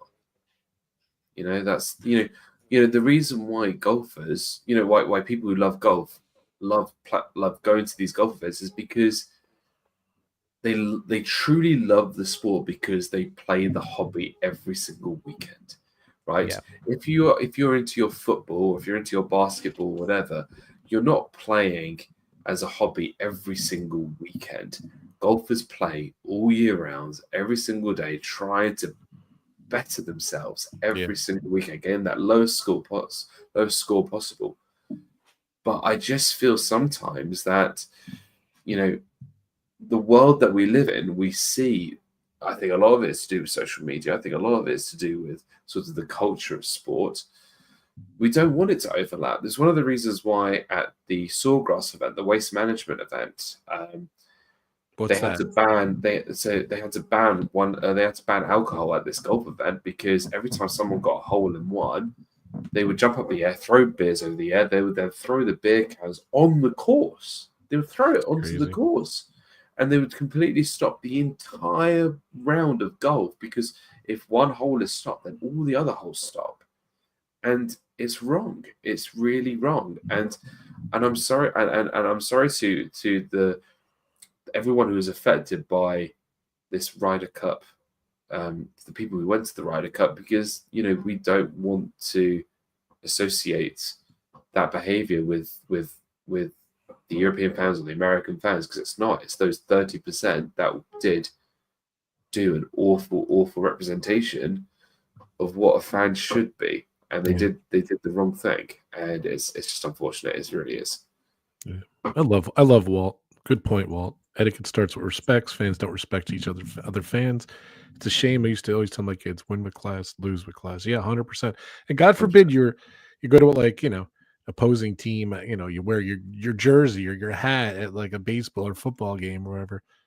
You see way too much violence too. I agree. You made that point earlier, Walt. So when in 2012, the Olympics were in London, and I was very fortunate that I was able to go to a soccer game at Wembley Stadium, and it was Mexico versus Japan, and all the crowd were mixed in with each other, and all the Mexican fans were drinking tequila, and all the Japanese fans were drinking sake. That sounds like the best day ever. And we were watching this Olympic soccer match at Wembley Stadium. Everyone was having a great time. Everyone was drinking, and it was the best event, football event, soccer event I've ever been to, because everyone was there to have a good time at the Olympics. They were drinking, but they were doing it because they were supporting. And then you had all the Mexican fans pass like sombreros. They sold alcohol at the Olympics. And the Japanese were passing. Yeah, there's alcohol at the Olympics. Yeah. I didn't know that. And it's great fun. Yeah. So it just shows that good sport. Everyone appreciates each other. Actually, that people who are drinking can still have a respectful good time, because they were passing like each other's flags next to each other. They were doing all these amazing things. But it's unfortunate that you hear all the bad stuff. And that's what's horrible. Yeah. Yeah, you never hear the good stuff. God forbid. Tennessee Bear makes a great point there. I think every person, regardless of sport, should play to win. But if they don't know how to also lose with respect, then they don't even deserve to play the game. Yeah, there's got to be an element of losing respect. By all means, support your team. Just do it in the right way. And one thing, like, I don't want to sit here and bash Americans too much for the Ryder Cup. We know that a lot of it wasn't covered in the media. A lot of it was. I think it's great that all of our American friends here, Carlos and Walt and everyone, have kind of come out and said, yeah, let's discuss the elephant in the room, because, it was shocking. What probably didn't help America's cause here, bearing in mind, like I say, there was the tribalistic thing going on where you've suddenly brought a team environment and divided the lines into an individual game. The organizers of the Ryder Cup in New York hired a stand-up comedian to be the hosts on the tee, and she got involved with starting the abuse at Rory McIlroy, which then leads That's not cool. to Who's exactly. The comedian? Was she famous? Or? I can't remember what her name was. She's a stand-up comedian, but she got involved with starting the abuse aimed at Rory and joining in with the chants and stuff, which then obviously leads to you just encouraging others. When you got someone with a microphone doing that on the tee, then you're just encouraging everyone to follow suit. And so that probably didn't help the cause. I've never been to the Ryder Cup, but I plan on going in 2 years' time when it comes to Ireland. I know it's going to be expensive, but Kim and I have discussed it, and we're planning on going in 2 years' time. I was going to say, we talked about this off stream. Do you think it's going to be the same there? I didn't mean to interrupt you, but I think that's the point. Europe fans will be passionate, but it won't be anywhere near as bad as it was in New York. And if you look back at Rome 2 years ago, it's good natured. It was Rome 2 years ago, and I think 6 years ago it was it Scotland, or was it was somewhere in the UK? I can't remember, but there were statements that were sent out by Rory and Shane Lowry, both one Northern Irish, one Irish, saying to their fans, listen, we're very excited to be in Ireland in 2 years, but you are going to represent us as Irish, as passionate Irishmen, and be proud of being European and not show the dark side of golf. And I think that's really important for Rory and Shane to do, because at the end of the day, we all want to celebrate the game of golf and have a great time while supporting each other's teams. Did they oversell the American event? what in the message that they said? No, the crowd was huge. I was shocked. The crowd was huge, but I don't think they oversold it. Well, no, because the tickets were incredibly extraordinarily expensive. My neighbor went, so I know what the prices were. I think they were like $500 to nearly $1,000 for all 3 days. No, it was more than that. And you couldn't buy just one day; you had to buy multiple days too. So sounds like Disney. So. Yeah, I'm just kidding. But yeah, like I say, I don't want this to become a fan bashing and certainly a nation bashing thing or anything like that. You know, it's sport. Sport is sport, and everyone will always have their divide. You know, like I'm looking at the comments there. Obviously, Walt makes a point that it's not just the American fans, you know, and as made reference to when Canadian fans booed the American national anthem earlier this year. I believe that was more for political reasons and something that a president was trying to introduce at the time. But I don't want to go too far into that because let's not talk politics because that can get ugly as well. But yeah, that's like fans will always passionately cheer their team and will sometimes try to get under the skin of the opposing fans and the opposing team. You've got to do it right, and you've got to do it in a classy way is the ultimate way, like, you know, and sometimes, unfortunately, like you say, with too much alcohol or too much passion, and yes, that is a thing, you know, it can become overzealous, it can become horrible, and sometimes even in worst cases violent, and it's a shame. Thankfully, I don't think it became violent at the Ryder Cup. It became nasty, but it didn't become violent. You know, like I say, Erica McIlroy didn't need to, you know, get spat on or have beer chucked over her for American fans to show their passion for their own team. You know, instead of trying to get at the Europeans, support your team, support Scotty Scheffler, support Bryson DeChambeau, support you know, Young, who played out of his skin, you know, things like that. But like, you know, that's I guess that's what it boils down to, and that's what I hope to see in Ireland in 2 years' time. Is fans. I want to see American fans come over as well and support their team, but support their team, not get at the Europeans, and likewise with the Europeans, support their team, not get at the Americans. You know, by all means, like, you know, when someone misses a shot, you know, sometimes hey, you know, but like you do it in good jest, you cheer, but it's in good jest, not spouting vitriol and. You know, I would also say that if it was on the other foot and it was the Europeans, not the Brits, the Europeans, not the Americans, I'd still call out the Europeans. Yeah, absolutely. Yeah. I would have been just as embarrassed as our American 100%. Friends are, you know. Yeah. So, you know, it's funny when Long Island does try to get these things. Like they did like a cricket tournament. Remember the cricket tournament wasn't far from me, Adam? That thing, and then the Cricket World Cup, yeah.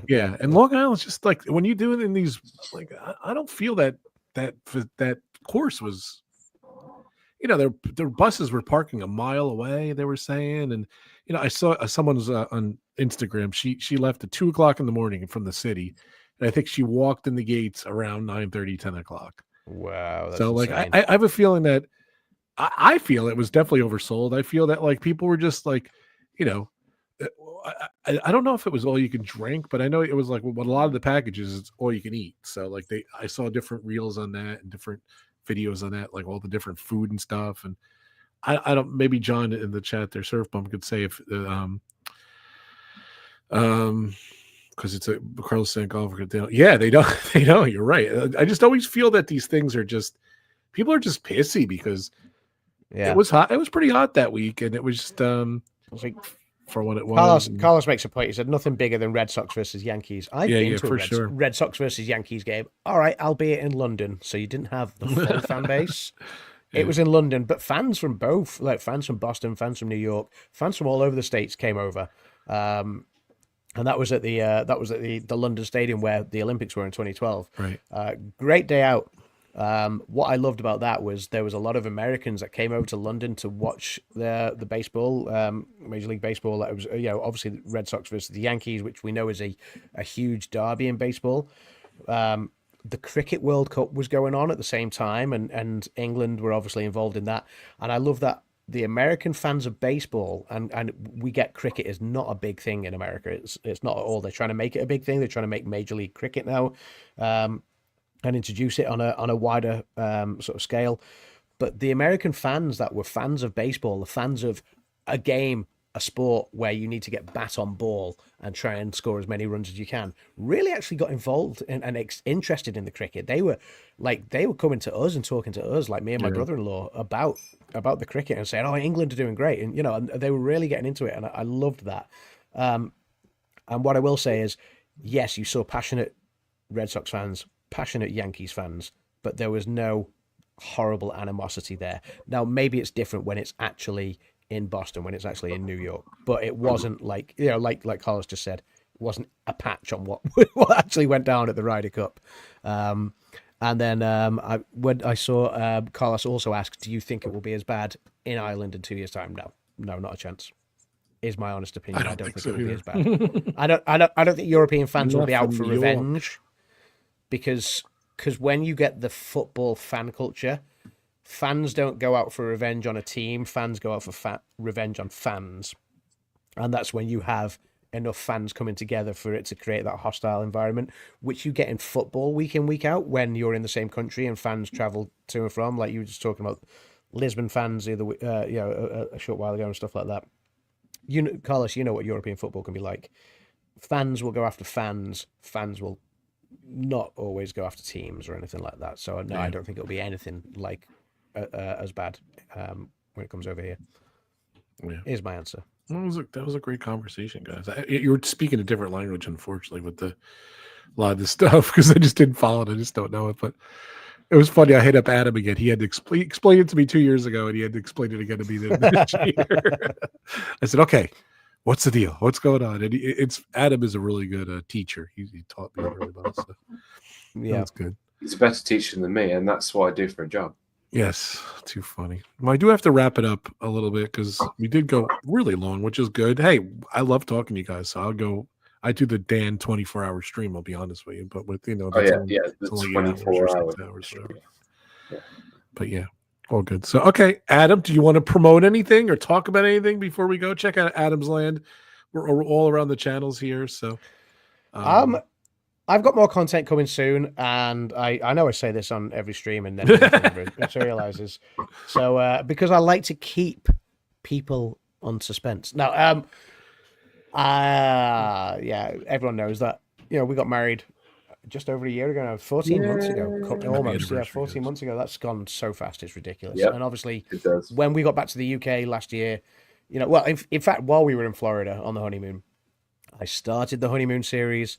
I continued it when we got back to the UK, but then obviously as it went into Christmas time, things got in the way. And then since then, most of my time has been spent between working and producing a film and also working on a new band that I've become part of as well. Yeah. I've really lost the time to sit down. That band is called Casey Jones. Yes. Yeah, I love the promotion you guys do. It looks awesome. Yeah, it's good fun, and it's just good old rock covers. So not original music anymore. I did the whole original thing, and I've done the whole touring thing for years. But no, it's nice to sit down and play some covers, some songs that people know already, and just have some fun with it. And can we live stream one of those shows? I want to see that. From the guy who live streamed his wedding, which was awesome. Maybe we can figure something out when we'll look into that for our next show. But yeah, so I've had a lot going on. I haven't found the time to sit down and edit the videos. I'm halfway through the honeymoon vlog series, which now seems kind of like, should I continue the honeymoon vlog series? Yeah, of course. I've got the footage in there, and like for example, we had a day at Discovery Cove, which I'd never been to before. I can't wait to put that footage up and things like, so yeah, like the honeymoon vlog series will continue because we've got like time and space to fill and things like that. So stay tuned. It's coming. When, I couldn't tell you, but I did start making moves on it over the last couple of weeks again, getting good stuff uploaded into my editing software and stuff ready to start. So that's what I do. I just throw it in there, get it ready, and just. I mean, it's in 20 minutes. It's going to be Christmas, and then in about 30 minutes, it's going to be the Oscars. So like we'll see when it all comes, because like time goes like that basically. So yeah. Hey Nick, Movie Mania Nick, one of my members. Thank you so much. Welcome, Nick. Good to see you, brother. Walt, good seeing you too. I see Walt saying, good seeing everyone. Good here. seeing everyone. Yeah, Carlos, Walt, Connie. Good seeing everyone. It's good to go along. Jeff and Angela. Diz, our dream. Yeah. So it's great seeing people, and and Rob was like, "Oh, we've gone long. This is why we go long. It's fun. Get people in the pub." Yeah. YouTube's so different. Our like core people just kind of, everyone kind of went their own way.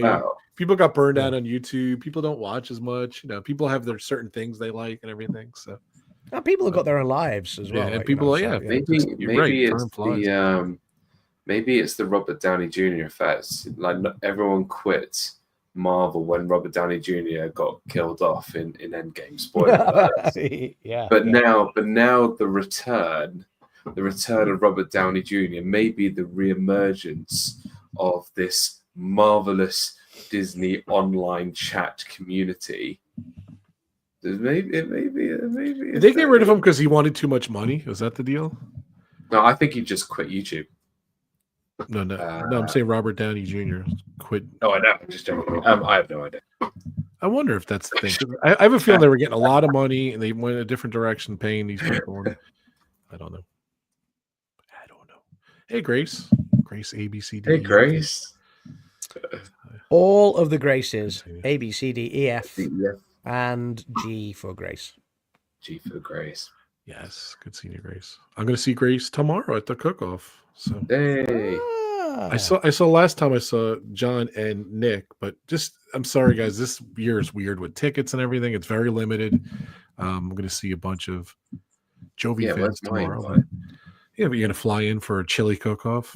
A lot of people do, believe it or not. So I don't know if Ebony is still in the chat. I've got to work tomorrow, but I'll still come. I hear you. So speaking of cook-off, we're gonna order some food soon. So I don't know if Ebony is still in the chat, but Ebony, we're gonna order some food soon. So get home and food. Yeah, Mr. Dan. You gonna threaten another live stream for us? I didn't do anything today. So. Yeah, well, I am threatening another live stream because hopefully we do more of these on. We do. Yeah, we do. Where we get all three of us to stream PubTalk all together because it's great bringing everyone together. For me, not just seeing you two, but having these amazing people in the chat. I mean, we've got our brothers and sisters in here. We've got, Carlos and Walt and Jeff and Paul and Nick and Grace and so on. Like, we've got so many amazing people here, and we want, I miss this. I really do. And actually, there may be some stuff I might be talking to might be talking to people. I know I've been asked by a few people to bring back the Disney movie reviews with Walt, which I'd love to do. So Walt and I are in discussions of doing that, which we will do. No, Jeff, you're amazing. We just want to. Oh, I want to draw. Oh, the drawing game thing. Oh, we've got to do that. That was great fun. But yeah, I've got a few ideas. It's just trying to find logistical time for me. I'm older. I can't stay up till like midnight or 1 a.m. anymore. It's not. I just can't do it. Whoa, sweet child of mine. You're so much younger than we are. Let me tell you something. No excuses. You don't get up at 6:15 every morning.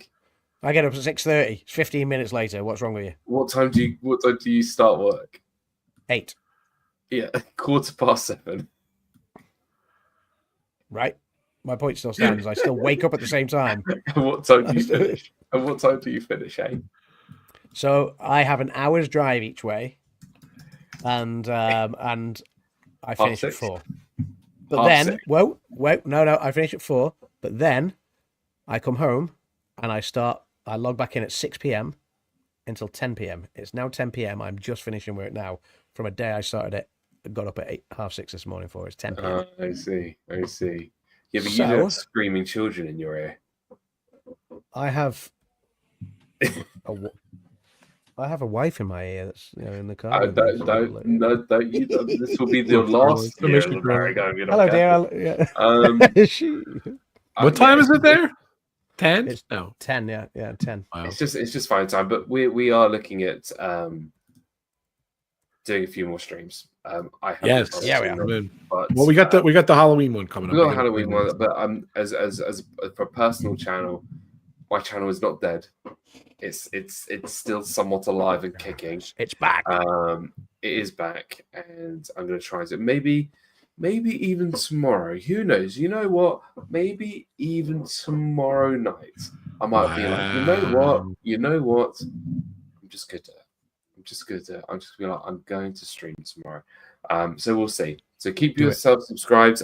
Again, for me, I'm not interested with social media. I do this for the fun. I do this because I want to be with my friends. I want to do this so that we could just enjoy friendship, and that's what's been always been about for me this whole time. So that's awesome. I don't care if I put copyrighted music on my videos. I really don't care, because what are they gonna do? They're not gonna do anything. So there you go. That's the spirit, sweetheart. Yeah. I love that we're on the 3 different channels too. So we're pulling in different people, some of our friends and everything. So thanks for representing Dan and Adam and me. So very cool. We're all one big family. And of course, my channel. If you're on one of the other channels watching, it's ROBFUZ. Check out my channel as well. So we got to get Pam on here. We got to get Marco, the greatest Marco of all. We got to get some of the guys back again. Get Mike Brandon and Brandon, Mike, for Mike sure. and Jen, all the PubTalk regulars, and Jen, of course. Maybe even open it up again sometime. We haven't opened it up for a while, for other people to come into the pub and have a drink with us. So. Yeah, we got a lot of people here. If you guys want to come on for whatever Halloween, or you want to come on for the Christmas Halloween or Christmas, we always like to open it up for a Christmas drink. Let people come in, have a drink. Tell us about your festive plans, your holiday traditions, things like that. So have some games. Yeah. R-Johns. We got to get R-Johns on. That's right, the legend. We need to get R-Johns. That is. But you know what R will always say? Huh? No. There you go. We timed that so well. Definitely no, Rob. The part is he's wearing a mask too. He's definitely. Yeah, he needs to record new ones. Please, Rich. I love the mask. So leave it on. Come on, Rich. Because when you think about it, I could literally say anything. I could instead of what he's saying, because you can't see what he's talking about. Rob, I said no. Come on, Richie. No. It's Christmas time too. Too funny. Chip Cheerio. We can literally just have all of these on repeat for the next hour. I said no, Rob. Come on, Richard. No mask. Legend. There we go. That's the one. There's no mask. This is a more modern one. So I have all 3 channels in Echo. Thank you so much, Nick.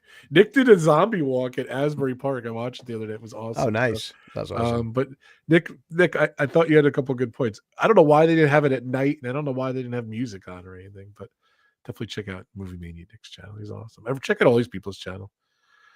Very cool. All right, guys, I got to go pick up John. John was playing in a band at his high school, and he told me it's 5:05. He says he's going to be ready around 5. So I got to get over there to get him. So well, it's been a pleasure. Of course, guys. It has been an absolute pleasure, guys. Good. Yeah.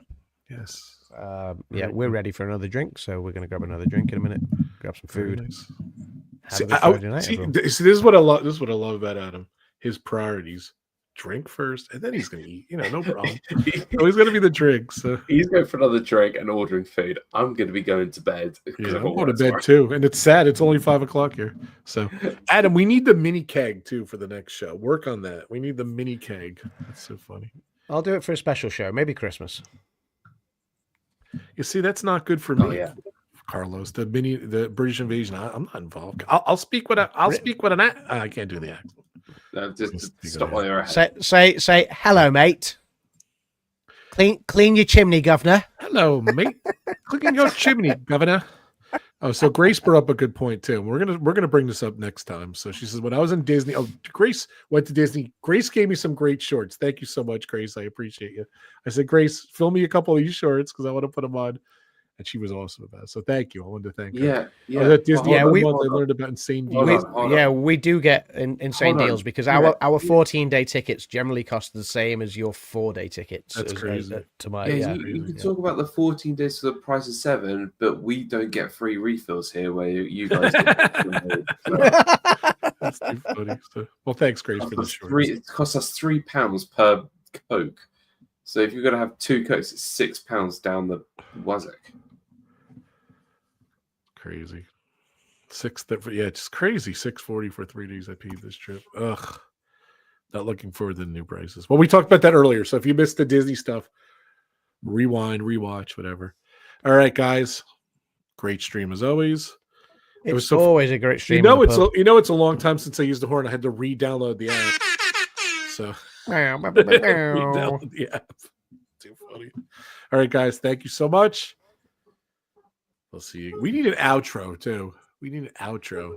We'll figure out an outro. Again, thank you anyone for joining live. Thank you anyone that watches on the replay on any of the 3 channels. Dan, Rob, myself. The longest And thank you for anyone. Thank you for anyone that listens on the pubcast. Yeah, we do Listens have to the audio we do version. have a podcast. And it was funny. I was thinking about Dan. Dan was saying he would go back and listen to a couple, and he was enjoying them. I listen to go back and listen to them too. They're great. We're looking at 5, 6, 7 years on some of those. It's crazy. Yeah. So it's good to hear everything. So and in the intro, Brandon looks like a baby. We love seeing that. It's too funny. So. All right, guys. Thank you so much. I'm really going to end it here. Have a great night. Talk to you guys soon. Ciao. See you, everybody. Ciao. Get in there. Wait, hold on, Dan. Get in there. I think this is the way we should just. Ciao. We get the palm reads later. Have a great weekend, guys. I'll see everyone at the cook-off tomorrow. Bye-bye.